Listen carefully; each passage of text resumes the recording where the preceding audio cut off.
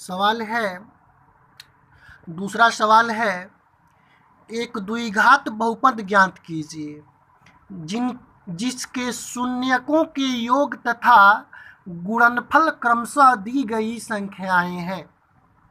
जो ये संख्याएं जो दी गई हैं वह क्रमशः योगफल और गुणनफल है। तो हमें इनकी हेल्प से वह द्विघात बहुपद क्या करना है, ज्ञात करना है। तो सबसे पहले हम द्विघात बहुपद को मान लें। द्विघात बहुपद का स्टैंडर्ड फॉर्म क्या होता है वही मान लिया जाए।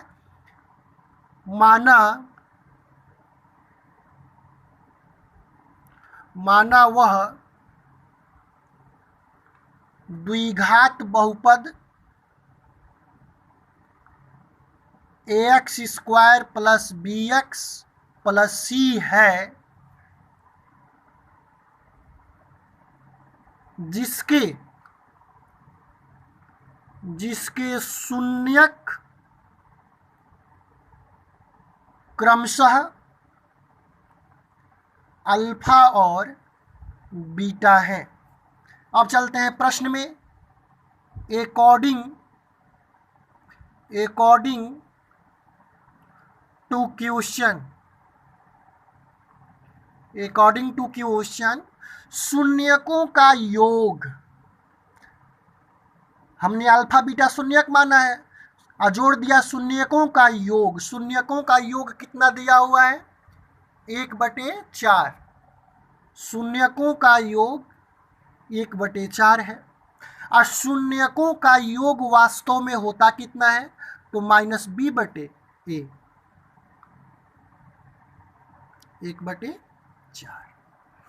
इसको मान लेते हैं, अभी रहने देते हैं, अभी आगे चलते हैं।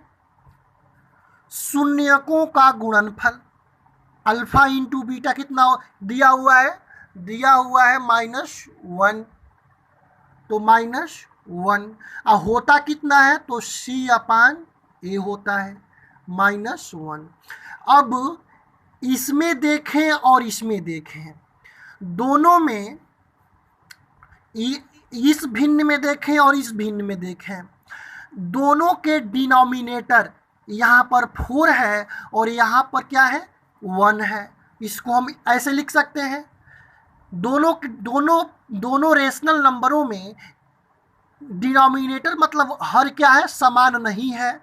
तो समान करने के लिए ऊपर भी 4 से गुणा कर दें और नीचे भी 4 से गुणा कर दें, तो ये हो जाएगा -4/4। इसको मान लेते हैं इक्वेशन नंबर फर्स्ट, इसको मान लेते हैं इक्वेशन नंबर सेकंड। अब चलिए from equation first and second से, from equation first and second, देखिए इस फ्रैक्शन में हर जो है 4 है और इसमें भी क्या है, 4 है। तो ये a की वैल्यू कितनी हो जाएगी, 4, b की वैल्यू कितनी हो जाएगी, -1, और c की वैल्यू कितनी हो जाएगी, -4। अब a, b और c के वैल्यूओं को जो हम माने हैं बहुपद, उसमें ले चल के रख दें। a, b और c के मानों को ax square plus bx plus c में रखने पर, तो रखिए a की वैल्यू 4 आया है तो 4x प्लस b की वैल्यू -1 आया है -1x, और c की वैल्यू कितनी आई है, -4। या इसको लिखा जा सकता है px बराबर 4x - x - 4। इसी तरह दूसरा देखें, दूसरा कितना है, मूलों का योग दिया हुआ है करड़ी में 2 और मूलों का गुणनफल कितना दिया हुआ है, 1/3 दिया हुआ है। ठीक, तो हमें वह द्विघात बहुपद निकालना है। तो मान लेते हैं दूसरा, माना वह द्विघात बहुपद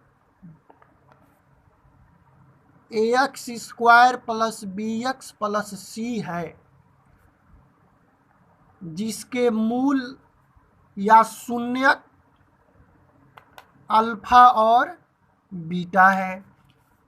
अकॉर्डिंग टू क्वेश्चन,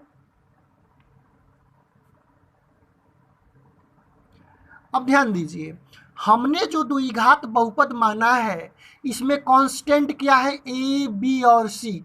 और ए बी सी का मान अगर हम किसी तरह निकाल लें और ला के यहाँ पे रख दें तो वही क्या होगा, हमारा द्विघात बहुपद। दिया है सम ऑफ जीरोज, मूलों का योग कितना दिया हुआ है, करड़ी में 2। इसको हम ऐसे भी लिख सकते हैं, अल्फा प्लस बीटा बराबर करड़ी में 2/1। अल्फा इंटू बीटा कितना दिया है, 1/3। अब ध्यान दीजिए, इस वाले भिन्न में हर में 1 है और इस अभी सॉरी अल्फा प्लस बीटा वास्तव में होता कितना है, -b/a होता है। और अल्फा इंटू बीटा वास्तव में कितना होता है, c/a होता है। अब देखिए, इस वाले भिन्न में हर में 1 है और इसमें क्या है, 3 है।